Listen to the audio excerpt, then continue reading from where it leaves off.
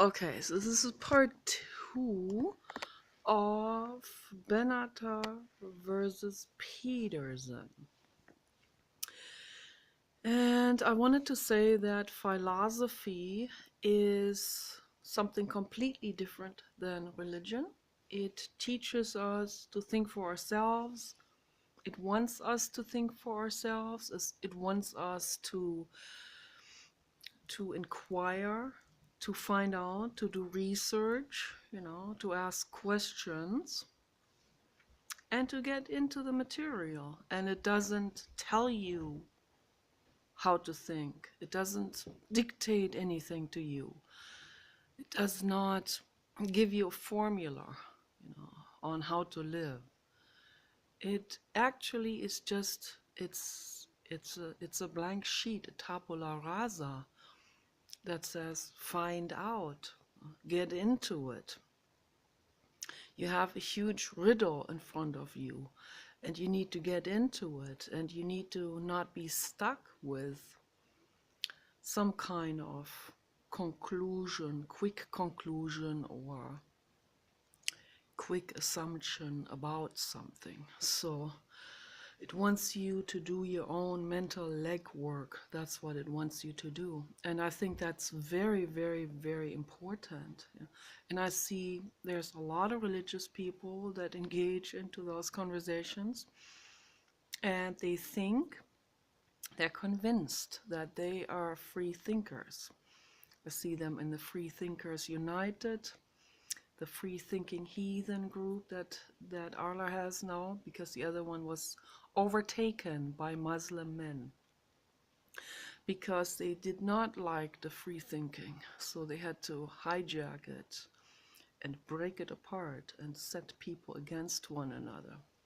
And they started trying that out with the other group, with the new group as well, with the free thinking heathen group.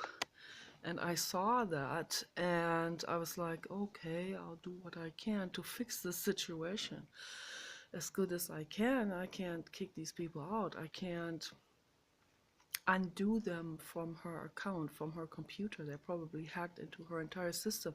I told her to do power wash and do completely renewing everything and start a new group. And was it yet another name, but because, and that's a lot of work, that's a lot of trouble. She invests a lot of time in this already because she's tired of seeing people brainwashed where she lives in India. So, and I'm fully on her side with this. And people need to become more critical thinkers when they get in, when they see someone with the name Ajit who hijacks that German-looking lady, liberal lady, and thinks that he can completely turn her against Arla and everyone and turn people against each other, then people need to become more aware. Who is that Ajit? First of all, we need to ask the question, who is Hassan Ali? Who are these people that ask women to show their boobs out in the open on that page? I don't trust someone who asks a woman to show her boobs out in the public like this. I mean, in that group, under a post, in a discussion like this. And yes, and when I see a name Hassan Ali, I am becoming cautious.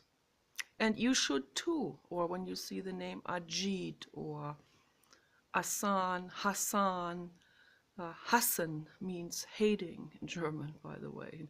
And I'm sure that these words are word related. So, yeah, that's very interesting. Very, very interesting linguistically and psychologically, all of this. And yes, I am becoming a little bit, let's not say prejudiced. That's a little bit too much, because I have a lot of friends with such names also on Facebook, and until they become pushy and aggressive, they are my friends, right? So I'm open for all people in the world. But of course, I'm not going to give someone my location. But then again, I'm not going to give anyone my location, no matter what their names are.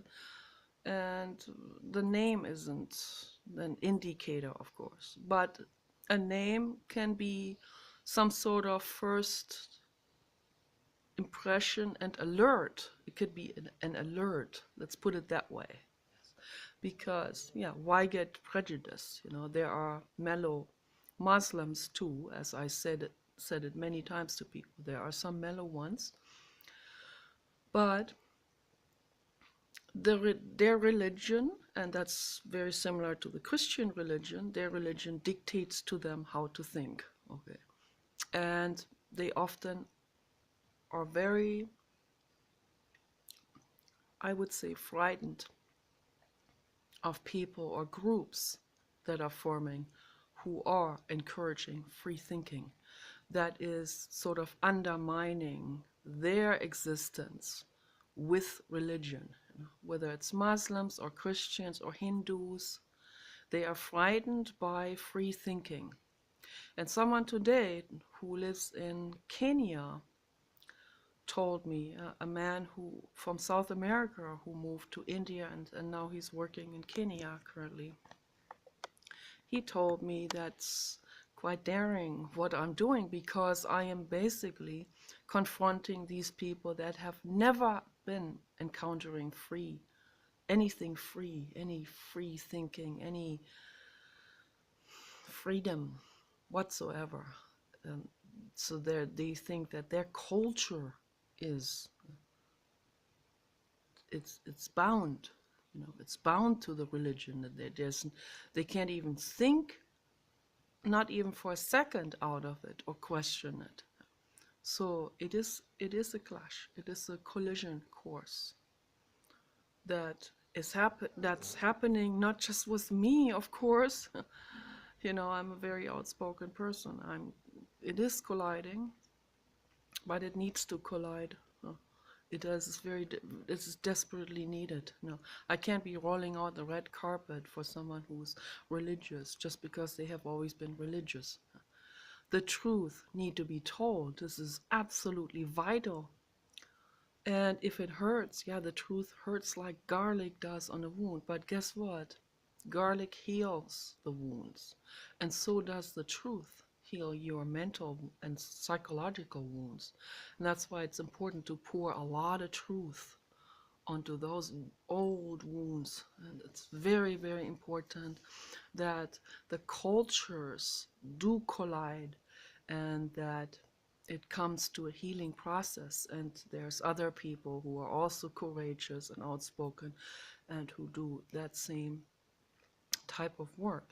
I call this light work, light energy. I call this energy work.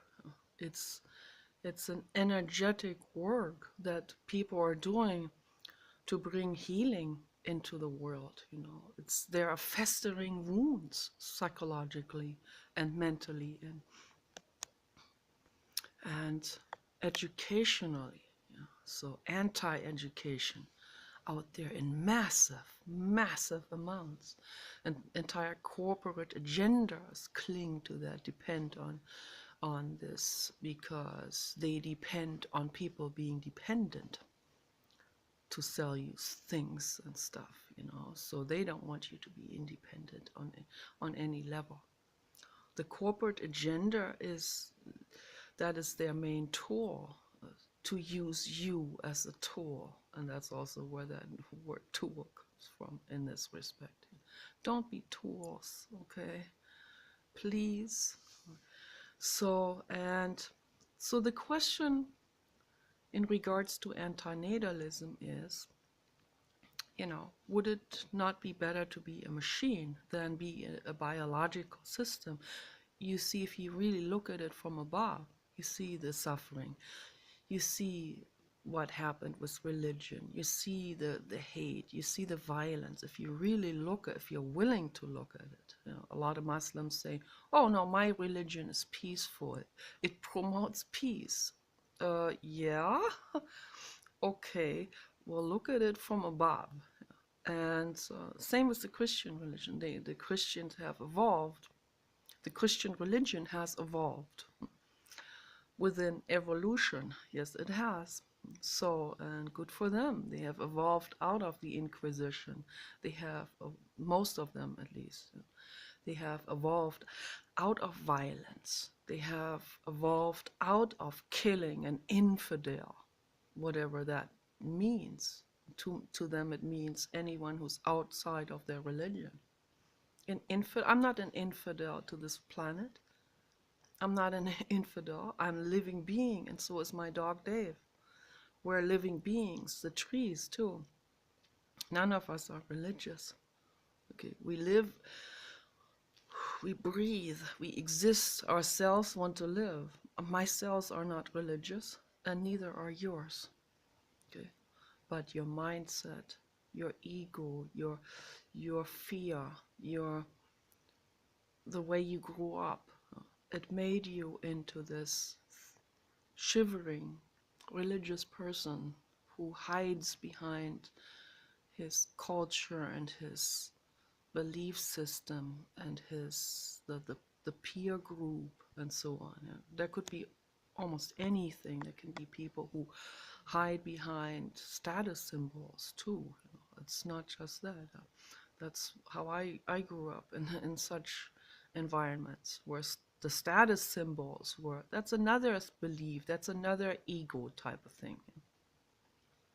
So we need to come out of all of this if we want to be free, because Calvin Klein has skin cells and is alive and has brain cells and is not separate from the tree or the forest or the dogs or myself. We're living beings. Just because he's Calvin Klein doesn't make him above the law of physics, or doesn't make him into a god, or a fashion god, or a fascist god, and religion is fascism. It really is. So, or any guru. Any guru who declared himself, crowned himself, like Napoleon Bonaparte, or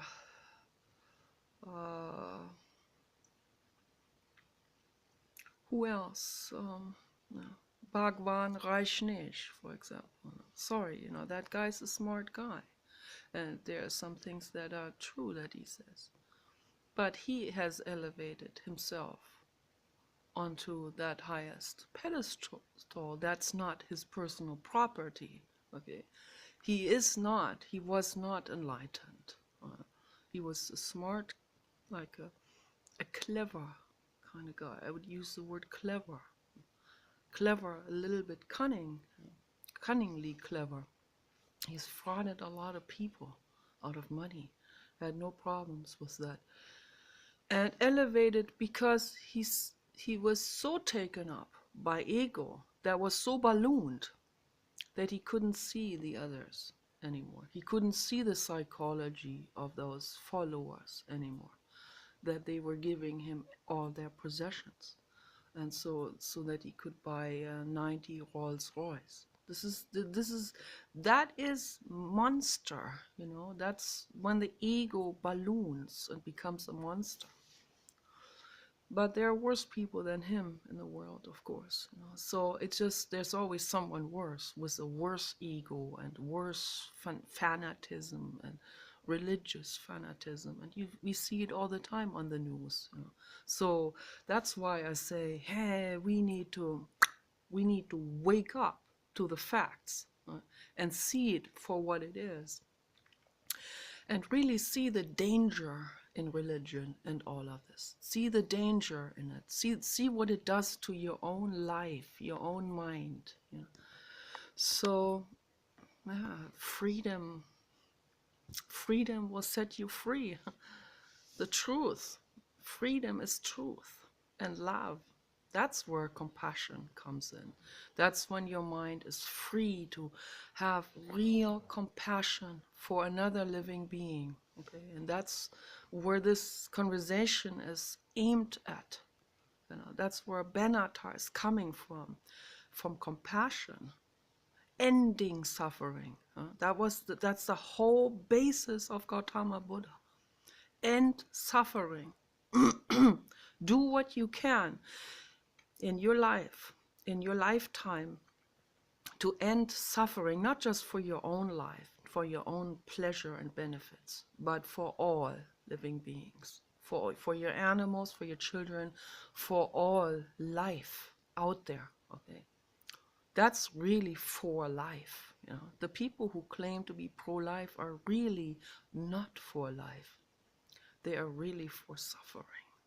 They are for misery and stuck in misery. They're not even for euthanasia, those people. They even project that onto their animals and keep their animals suffering indefinitely long instead of bringing them to the vet when they are really, really irreversibly sick and suffering. They don't even want to bring them to the vet. And that's all because of this religious mindset, fear of death. I had a friend, I had a very close friend for many years, and she revealed all of that to me. The entire thing, I had a complete look into her brain, how that works. An animal hoarder lady. I had a complete good look into her psychology, and I see this in massive amounts everywhere around, everywhere, particularly, you know, in rural areas of the United States. I even call it the U.S. illness, you know, hoarding items in general. Hoarding animals is yet another, that's another level of horror. Because when you hoard living beings and you can't let go of them, you can't bring them to the vet, you can't have them put out of their misery, then we're having a real situation at hand. Yeah? And that's when, you know, if you clutter your house full of stuff and you suffocate in it, you did it to yourself. But don't do it to other living beings, okay? And so when it comes to other living beings, that's when I'm there. I'm there for those other living beings. That's where I come in as an activist. That's where I speak out. That's where I say something. That's where I get engaged in politics. That's where I write letters. That's where I create an entire gathering, like what we did for the whales, for Sarah Van. Was fantastic what she did. And she initiated this amazing event. She got people enthusiastic about it. She got people involved into it, committed into this. And it was absolutely fantastic what she did, and an amazing woman. But, you know, the corporate agenda has their fingers in everywhere, even in the Coastal Commission. And they managed to kick her out after she did all this work, this extra work, out of her own compassion and passion for this work, for this cause to help the oceans and the ocean animals.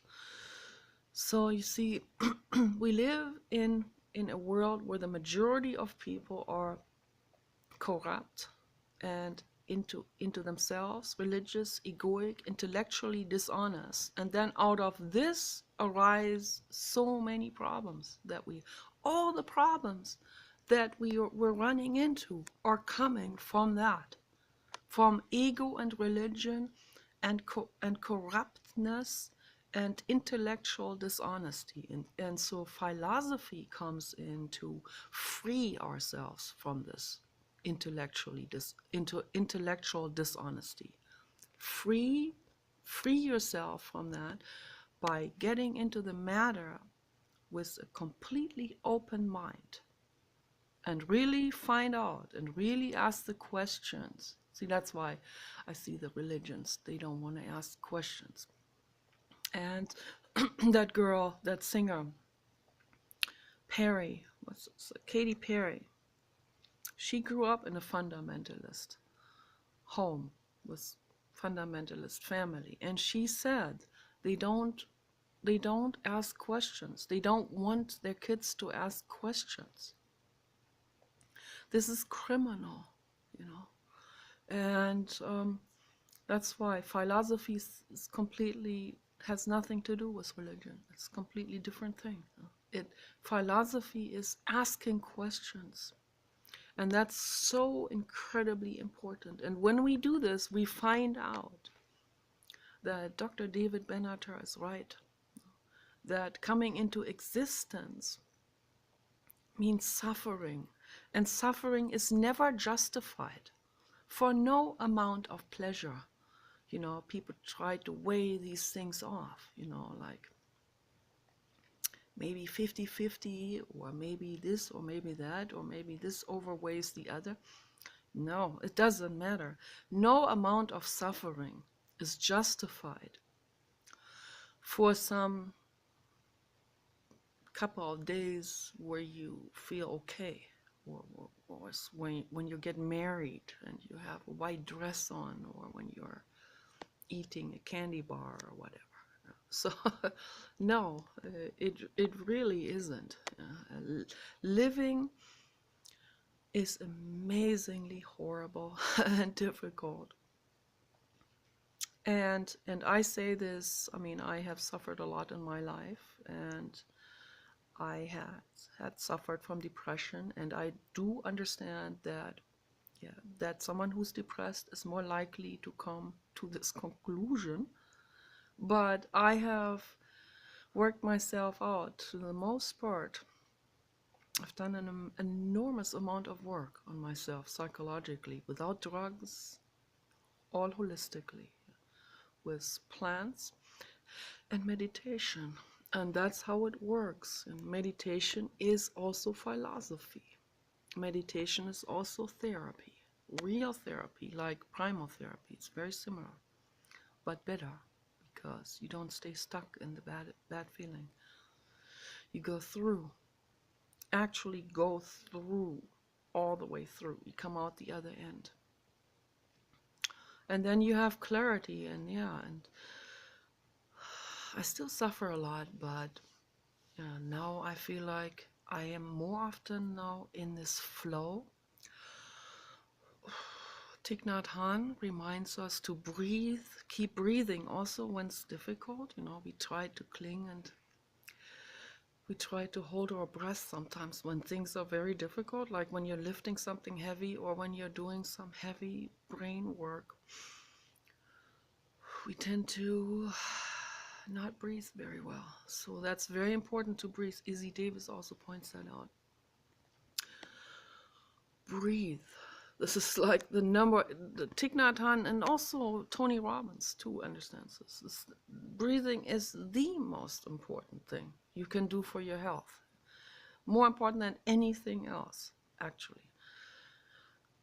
Because we need to replenish ourselves with oxygen. It's very, very, very important. That is the basis for existing, for this vessel that we have. We need to treat our vessel very, very good. And also Dr. David Benatar is in full agreement of this. He wants you to be happy. He wants you to be healthy. Yeah?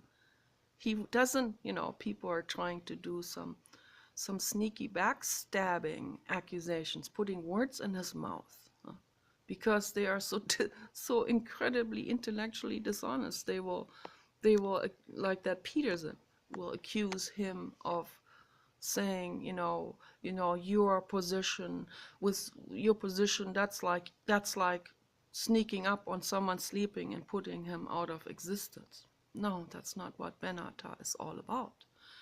He is about thriving, living, happiness, health, abundance, being in a flow, being healthy, physically and mentally. but not for bringing another life into existence. I hope I cleared this up now as good as I possibly could. So that's what this is about.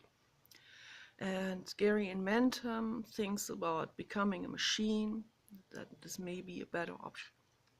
And this may be a better option indeed. That's what I think too. But I am, right now, I'm a living woman, a mother, a bear mother, a papa dog mother.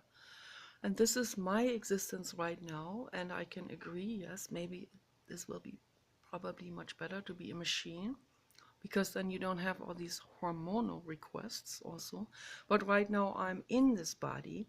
I have the hormonal requests of all kinds of things, and I need, food, and I'm into food. I'm into pleasure a lot, So this is what my existence is right now. And so I'm not going to deny that. I'm also not going to cut that off. I'm not going to become an ascetist or yogi, that I'm far from that. I'm light years away from enlightenment, and that's okay. There's no problem with that. I'm a philosopher and poet and artist, and this is my life. I'm living in this life, and I'm trying to make the best out of it. So, and I want other people to do the same. You guys take care. Bye-bye.